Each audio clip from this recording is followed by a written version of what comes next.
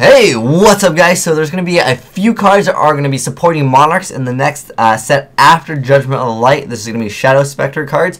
But, Monarchs are looking pretty good right now. And, with more support, the deck definitely has some more potential to be, a really high tier deck. So we're going to be checking out 3 new cards, and we're going to be going over how you can kind of use these new cards. So first off, Grisaille Gale. I don't know how it's pronounced, but anyways, so it's a trap card, and if you control a tribute, ritual, and or fusion summon monster, neither player can XYZ summon or synchro summon until the end of your opponent's next turn. Also, the effect of all XYZ monsters and synchro monsters currently on the field are negated, and they cannot attack. Now that is a pretty nasty effect. And at first I was like, when I was reading this, I was like, oh man, if this is continuous, and then it was a regular trap card. But still, very, very good card. It basically forces your opponent to, throw out like one card. Like, if your opponent is playing something like windups, if they're playing with something more relative to the meta, like Evil Swarm, what do? They summon a monster, and that's pretty much it. I mean, I guess the Evil Swarm player could potentially just throw out 2 monsters just to, try to survive, but they can't really make anything good. And if you're playing against Evil Swarms, you definitely have, an easy matchup, I would say, because all you do is you just tribute for Monarch,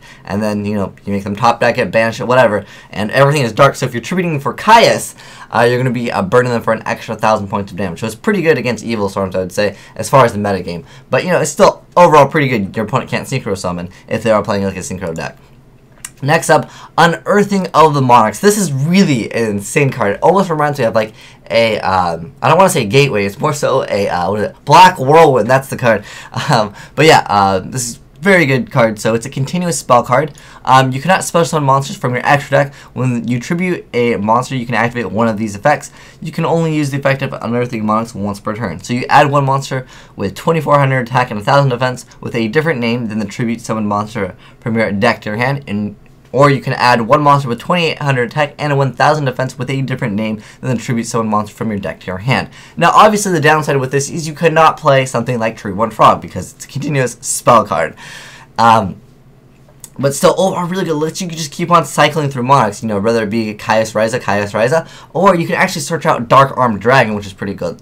But there's actually another new Monarch that we're going to be talking about very briefly. This is Grand Marg the Hard Earth Monarch. So he actually kind of requires 2 tributes, but you can tribute summon this card by tributing 1 tribute summoned monster. When this card is tribute summoning target up to 2 set cards on the field, you destroy those targets.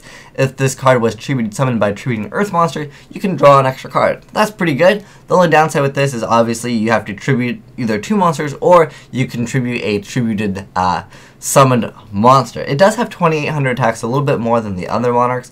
But I feel like if you really need to get rid of back row, I mean, technically, yes, you can target a set monster on the field, but most of the meta decks nowadays are not interested in setting any cards. But if you really need to get rid of those back rows, already a card that exists.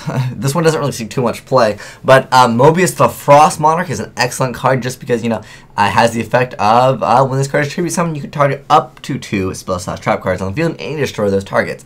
And I think that's really good because sometimes there might be a face-up spell or a face-up trap card that you absolutely need to get rid of, and Mobius will definitely get the job done.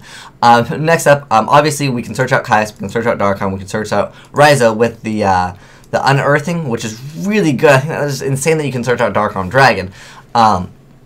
But yeah, like I said, since you can't play Tree One Frog, there are alternatives to, just spamming out Monarchs over and over.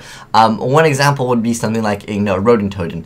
There's builds of Rodent Totem with Sea Lancers with the titles, so you can keep on banishing all your, little frogs, and then, Sea Lancer gets everything back, essentially. Well, it gets 5 cards back, and then, you can kind of recycle your engine through, Sea Lancer.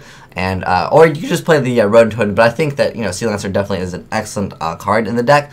There's also a build of Macro. There's Macro Monarchs, which uses DD Survivor, as well as Macro Cosmos to just keep on having monsters to be able to tribute summon. And every turn you could keep on searching out more Monarchs because it's such a good effect. It's basically like Black Whirlwind.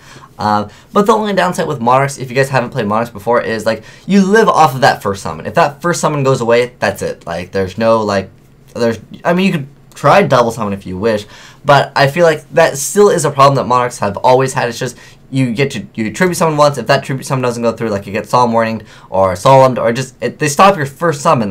What else do you have? You basically go, okay, end turn.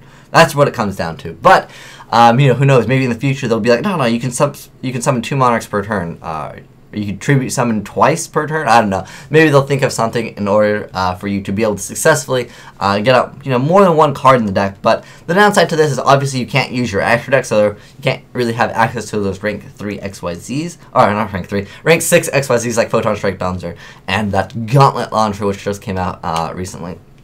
But pretty cool card, and I definitely think that Monarchs will have some potential in the future. And they are already a pretty decent deck. I mean, they always can just send stuff back, and now since we have that unearthing, maybe Monarchs can play more back row now, and we could just use the Ronin Totems and the Sea Lancers to kind of cycle out the cards and just keep on being able to tribute without Treeborn Frog. But yeah, like I said, guys, I think Monarchs have some potential, but let me know what you guys think. Do you think Monarchs are viable? Personally, for me, I think that they have some potential, depending on what other cards we get for support, and they're looking pretty good right now.